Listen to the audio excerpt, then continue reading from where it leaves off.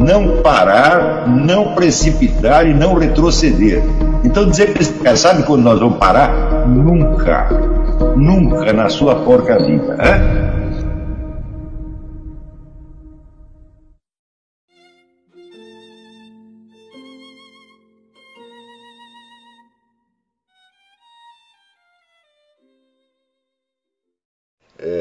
Onde alguém sugeriu que naqueles textos que nós lemos na aula passada do Bertrand Russell,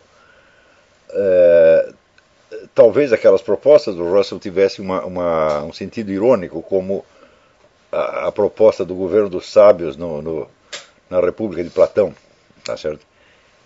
E que talvez a coisa não devesse ser interpretada assim estritamente. Bom, aí você tem que comparar as biografias dos dois, porque após a República, você vê que Platão se afasta cada vez mais das atividades políticas para se dedicar exclusivamente à formação de filósofos, ao passo que a atuação pública do Bertrand Russell se torna cada vez mais pública e tem um sentido cada vez mais político e militante, justamente a partir daquela época. Esses textos que eu citei são da década de 20 e 30, que é a perspectiva científica e o impacto da ciência na sociedade.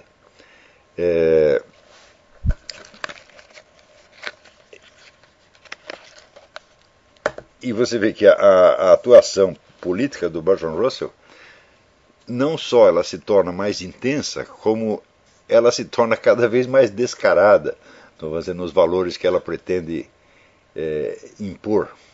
Você vê que no livro Teoria e Prática do Bolchevismo, que é um livro também da década de 20 e que vocês encontram online no projeto Gutenberg, ele começa por declarar o seguinte, que o comunismo é necessário à humanidade, tá certo? E que ele só tem uma crítica aos sovietes, que é que ele diz, por esse método eles não vão conseguir implantar o comunismo no mundo.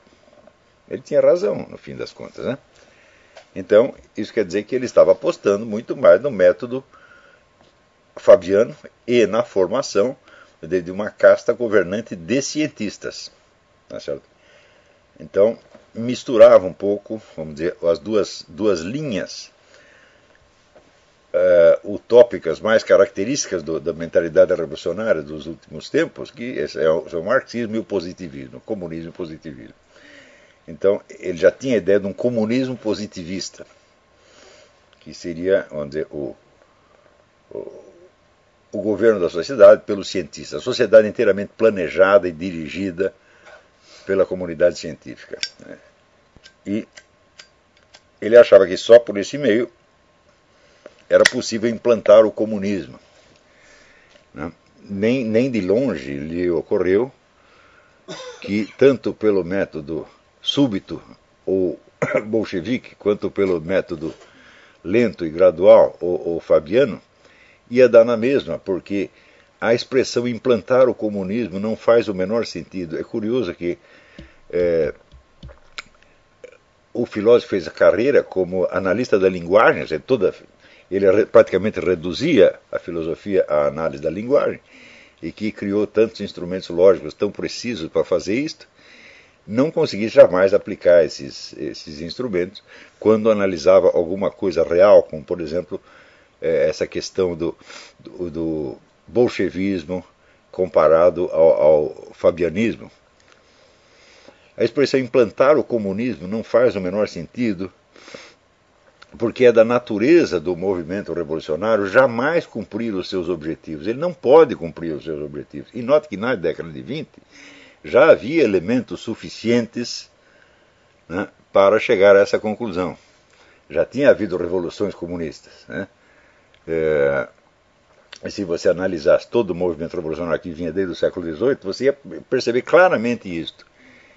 Né, que o regime ideal dos revolucionários não é uma coisa que esteja definida e que possa ser implantada a partir de uma certa data.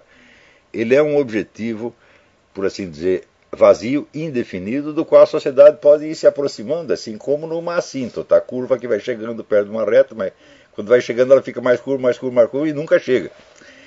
Então, o movimento revolucionário não pode alcançar os seus objetivos, porque se eles fossem alcançados, imediatamente a liderança revolucionária seria responsabilizada por aquilo que fez. Você pode, quando terminou o trajeto, você pode avaliar o percurso, tá certo? E você não pode mais prometer nada para diante. Já está implantado, já está aqui, já está funcionando. Então acabou a promessa. Agora não é mais uma promessa, é uma realização. A liderança revolucionária que topasse fazer isso seria extinta na mesma hora. Ou seja, implantar o regime ideal, o regime comunista, é autocontraditório com a própria natureza do processo revolucionário. Esse regime nunca será implantado. Tá certo? O que você vai fazer é você vai, vamos dizer, se aproximando e estragando mais coisas no caminho, destruindo tudo pelo caminho. E, no fim das contas, você sempre estará, como diz o nosso Lula, nós ainda não sabemos o tipo de socialismo que desejamos implantar. A ideia da sociedade científica também é essa, porque, note bem, no instante em que você concebe a sociedade científica, o estado dos conhecimentos científicos é um. Durante o tempo que passa para você alcançar alguma primeira, segunda, terceira ou quarta etapa dele, a ciência já modificou muito. E, curiosamente, a própria vida do Bertrand Russell dava uma confirmação brutal deste fato. A mais óbvia e patente confirmação que se poderia obter, porque o grande sonho da vida do Russell, do Russell era ter um filho. E quando nasce o filho dele, que se chamou John Conrad, ele decide criar o filho dentro da atmosfera ideal, tal como ele concebia. Essa atmosfera ideal era a educação estritamente científica, livre dos preconceitos acumulados ao longo de séculos de obscurantismo, etc, etc. Então aqui vamos dar uma educação científica, de acordo com a ciência, as últimas descobertas da ciência na área da psicologia e da educação. E as últimas descobertas é justamente o behaviorismo do John B. Watson, que o Russell assimilou integralmente. Ele leu o John B. Watson, acreditou naquilo piamente. Por quê? Porque aquilo correspondia ao projeto positivista, de uma ciência totalmente materialista, que fazia a abstração da existência da alma, da existência da psique, da existência do eu, e reduzia tudo a uma conduta exteriormente observável. E ele então planeja a educação do seu filho, né, totalmente na base do behaviorismo. Bom, o fato é o seguinte: o garoto cresceu um tremendo neurótico, sofredor, foi uma coisa horrorosa. Ele quase destruiu a família com essa brincadeira. Então, quer dizer, ele já tinha na sua própria vida, né, a experiência de que esse negócio de implantar uma sociedade científica também é uma expressão ambígua. Não há um estado, vamos dizer, final da ciência que possa servir de modelo para a sociedade. Inclusive, a própria formulação da ideia da sociedade científica nunca foi discutida cientificamente. Isso é incrível. Quer dizer, a sociedade científica é uma utopia e não um projeto científico. Não há nenhum projeto científico da sociedade científica. Eu digo, como é que o homem da análise da linguagem não percebia uma coisa dessas?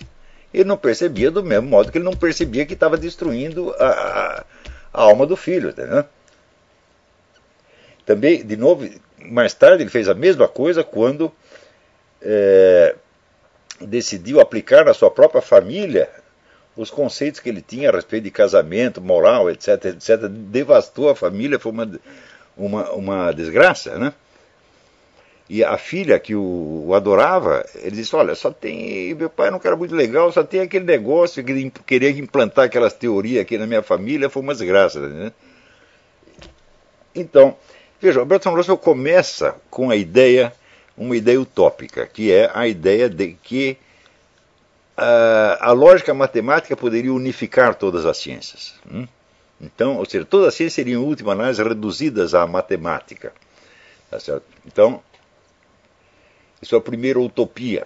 Quer dizer, nós vamos unificar a linguagem de todas as ciências e esta unificação será feita na base da lógica matemática. Tá certo? Então, isso quer dizer que todas as ciências, desde a física até a geologia, a astronomia, etc., serão todas codificadas numa linguagem única, que era a linguagem que ele estava tentando construir junto com o Whitehead. Né? Whitehead depois desistiu da coisa, tomou uma direção completamente diferente. O Whitehead nunca foi positivista, inclusive era um sujeito meio religioso, meio místico, tomou outra direção completamente diferente, e até hoje a filosofia do Whitehead não é muito bem conhecida, primeiro, vamos dizer, pela obscuridade e densidade do estilo do autor,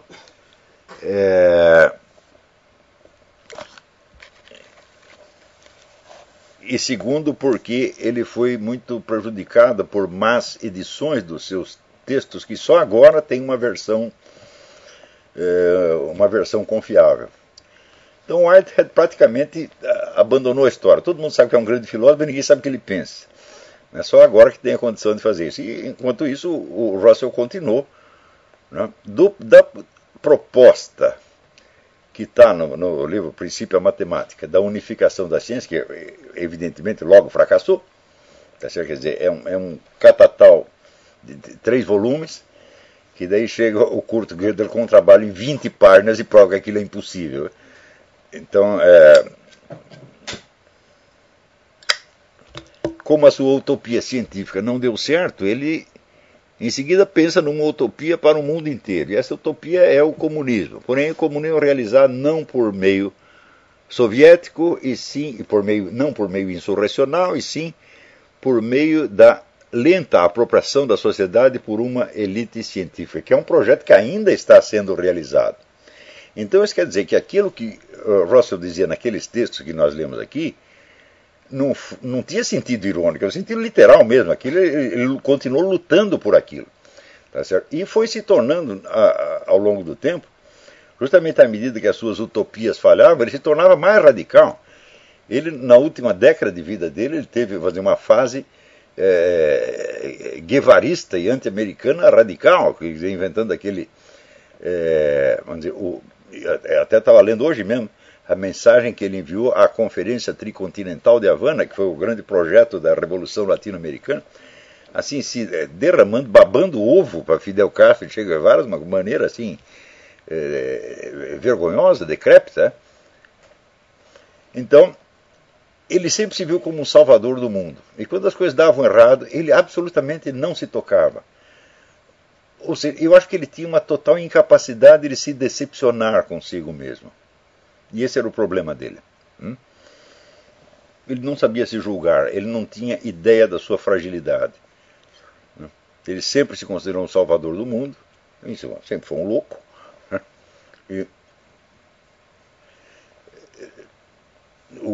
Aliás, o segundo, Ray Monk escreveu uma excelente biografia dele, né, e o segundo volume chama-se O Fantasma da Loucura.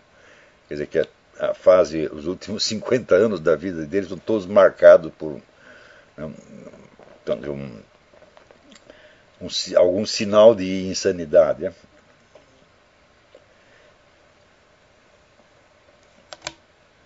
Então, o grande poder da escola positivista e, sobretudo, da sua versão russelliana está, primeiro, na confiança que ela deposita nas matemáticas, que são, por sua vez, reduzidas à lógica elementar, né?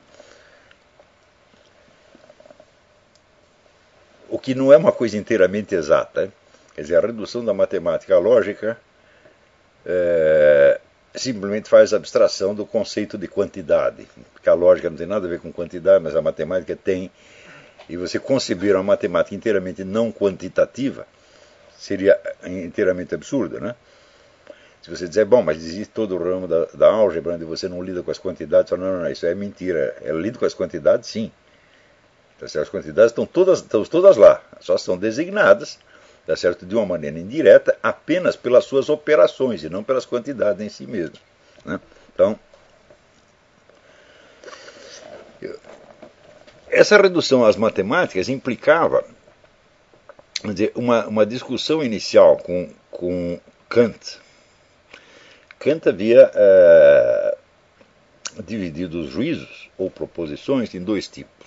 o que ele chamava sintéticos e analíticos, né?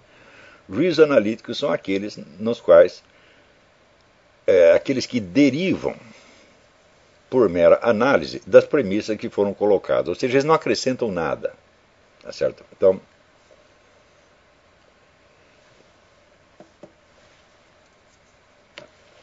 e juízos sintéticos são aqueles onde a conclusão coloca alguma coisa que não estava dada na definição do seu objeto, tá certo?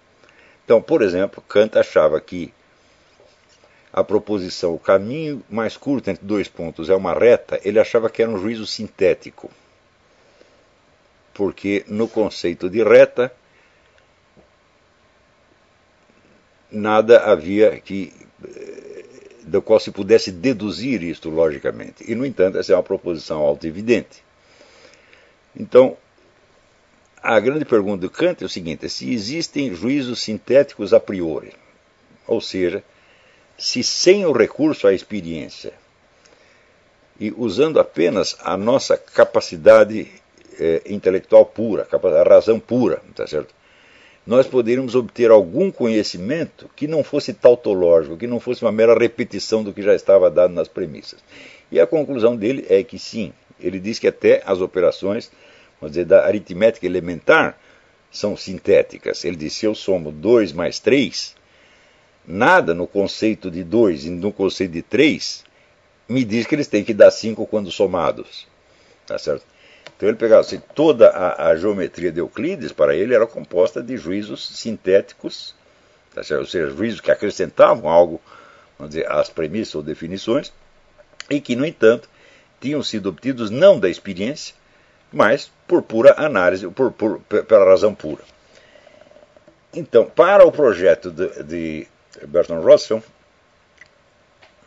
era importante negar que houvesse juízos sintéticos a priori. Tá certo? De modo que todo o conhecimento humano pudesse ser reduzido a dois tipos: a captação de fatos atomísticos, no sentido em que o Wittgenstein usa esse termo no Tratados Lógico-Filosóficos, e a lógica, ou seja, o edifício totalmente analítico, quer dizer, tudo que se pode conhecer a priori. Ou seja, a priori só se pode conhecer os esquemas de possibilidades que são contidos na lógica. Ou seja, nada é acrescentado. Tudo que é acrescentado vem de fatos atomísticos colhidos da experiência. Então, a negação de que fosse possível conhecer qualquer coisa substantiva a priori. Tá certo? Isso era muito importante. Mas você vê, a existência de juízos sintéticos a priori é uma coisa que nós observamos até por experiência. E basta você demonstrar que existe um juízo sintético a priori para você demonstrar que a possibilidade está dada. Quer dizer, nesse ponto, nós temos que concordar inteiramente com Kant, tá certo? Que existem juízos sintéticos a priori. Por exemplo, se você diz que a cor laranja é o intermediário entre o vermelho e o amarelo, você pode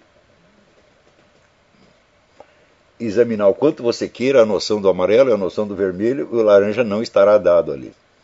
E, no entanto, na hora que você enuncia isso, você vê que é uma coisa autoevidente. Então você tem, vamos dizer, um juízo a priorístico, portanto um juízo de certeza absoluta, tá certo? Que não é derivado da experiência, e que cujo conteúdo não está dado na definição, vamos dizer, dos seus termos. Porém, existe uma coisa que é mais grave ainda e que eu gostaria que você lembrassem para sempre. Se você diz assim a frase: só pode haver cor em objetos extensos. Se não há extensão, não há cor. Vocês entendem imediatamente. Não é preciso recorrer à experiência. Não é isso? Então, isto é um juízo sintético ou é um juízo analítico? Se você deduz isso da definição de cor, ou você precisa de uma experiência para chegar a esta conclusão? Eu vou dizer, não é nem uma coisa e nem a outra. nós entendemos esse juízo imediatamente e entendemos que ele traz em si, vamos dizer, aquela necessidade intrínseca dos juízos a priori, que não dependem da experiência e que não podem ser contestados jamais. E, no entanto, para que ele fosse um juízo analítico, seria preciso que a sua conclusão derivasse da definição dos termos, ou seja, que você estivesse apenas extraindo de dentro da definição uma propriedade que você não tinha visto no primeiro momento. Porém, é o seguinte, qual é a definição de cor?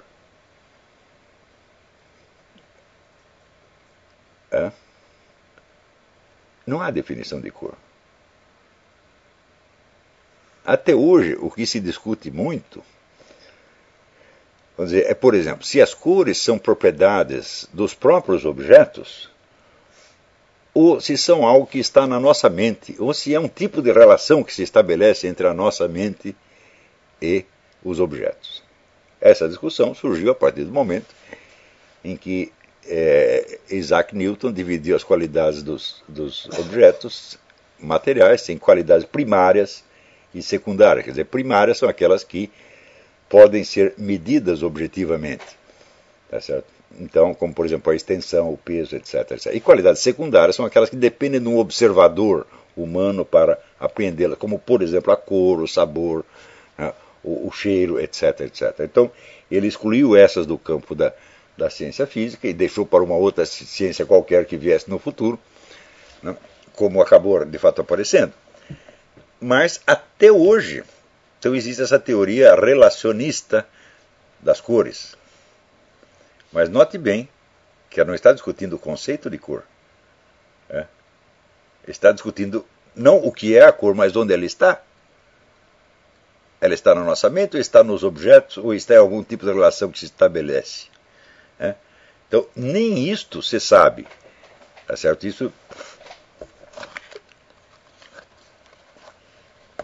está, vamos dizer, em discussão há tempos. Ainda existe muita gente que prefere seguir a teoria das cores de Goethe, onde essas qualidades subjetivas aparecem como se fossem objetivas. Então, em suma, nem este ponto, que é de onde obtemos a experiência das cores, está esclarecido. Quanto mais você saber o que é cor. Isso significa que nós podemos ir muito além daquilo que Kant postulou. Kant postulou que existem juízos sintéticos a priori. Né? E esta proposição, só existe cor nos objetos extensos, tira uma conclusão a priorística universalmente válida de um conceito que você não tem. O que você tem, quando nós falamos cor, é aquilo que Aristóteles chamaria um fantasma. Quer dizer, uma vaga representação daquilo. Eu digo, e deste fantasma, nós já podemos concluir com absoluta certeza que esta coisa que chamamos cor só existirá em objetos extensos. Ou seja, não é que você tira conclusões que não estão na definição. Você tira a prioristicamente conclusões universalmente válidas sem ter a definição. Você as tira diretamente da imagem do objeto ou do seu fantasma guardado na memória. O que demonstra não somente que existem juízos sintéticos a priori, mas que o conhecimento racional universalmente válido já está imbricado na própria percepção direta das coisas. Tudo o que se estudou depois do tempo de Russell a respeito da comunicação não verbal mostra que todo o tecido da linguagem humana está apoiado no mundo da percepção 24 horas por dia.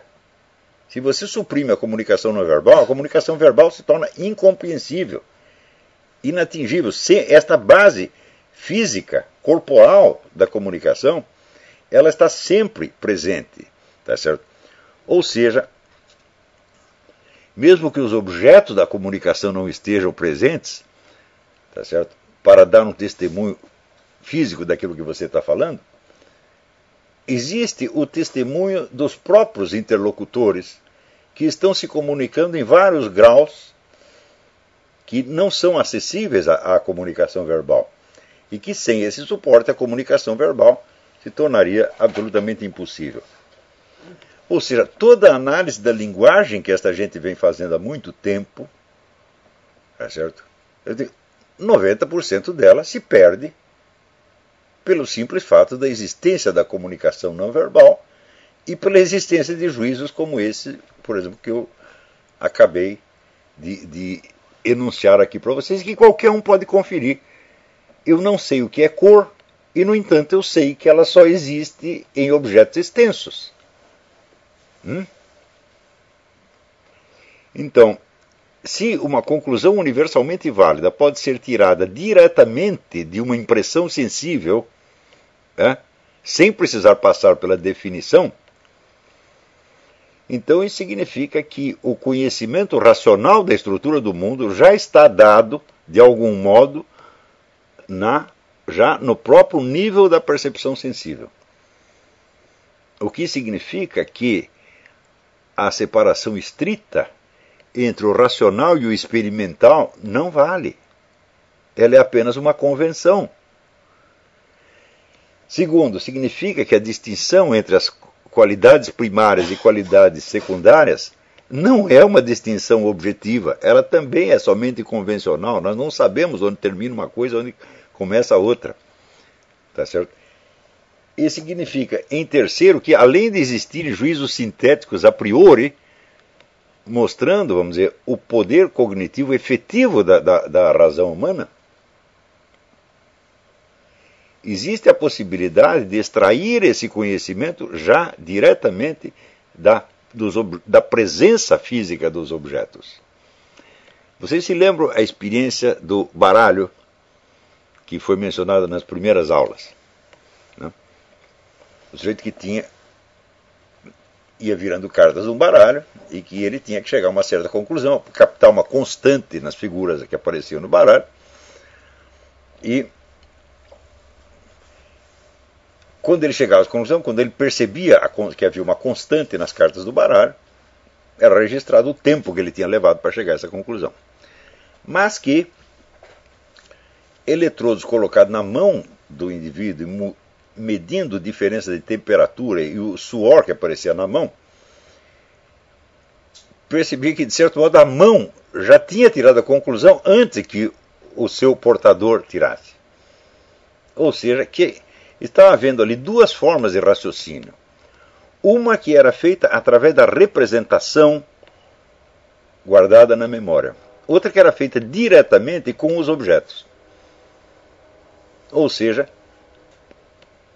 o pensamento que recorria à representação era mais lento do que aquele que estava lidando apenas no nível da apresentação, ou seja, usando os próprios objetos como signos. Então, esta possibilidade tem algo a ver com aquilo que nós percebemos quando dizemos que só existe cor nos objetos extensos. Então, isto é para vocês fazerem uma ideia, vamos dizer, do poder imenso do conhecimento humano. Do conhecimento chamado banal ou pré-filosófico. E isso nos ensina uma vez mais que, como dizia Aristóteles, um conhecimento sempre nasce de outro conhecimento. Então, para nós obtermos um conhecimento refletido, científico ou filosófico, é necessário que nós tenhamos um conhecimento prévio, natural e não elaborado, em cima do qual nós possamos fazer as nossas análises e organizar então o conhecimento. Porém,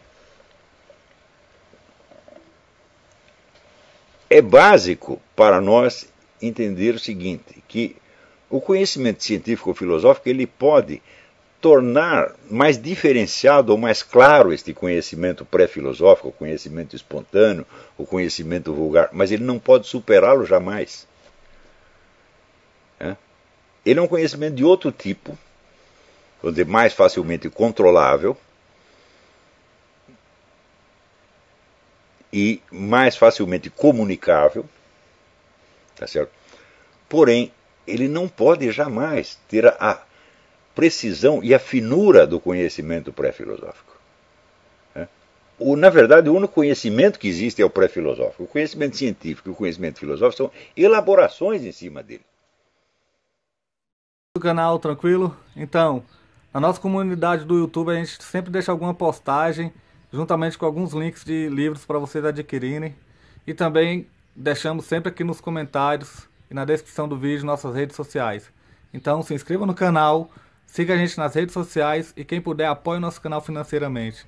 Temos Pix, Vaquinha, Apoios e temos nosso conto também para quem quiser nos ajudar. Tranquilo? É isso aí. Sempre com Deus, pátria, família e liberdade por um Brasil melhor. Valeu!